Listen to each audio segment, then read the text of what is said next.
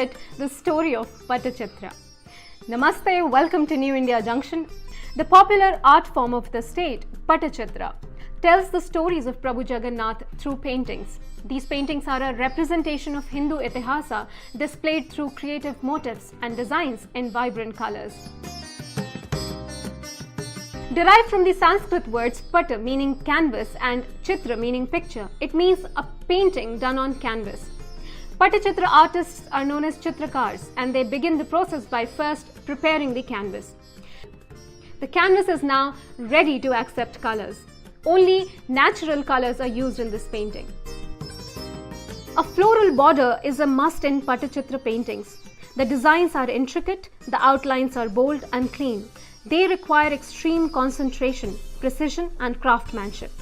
It is no surprise that some of these paintings take months to complete, depending on the intricacy and the size. With the passage of time, this art form has evolved and has experienced transitions. The paintings are also now done on palm leaves and tussar silk.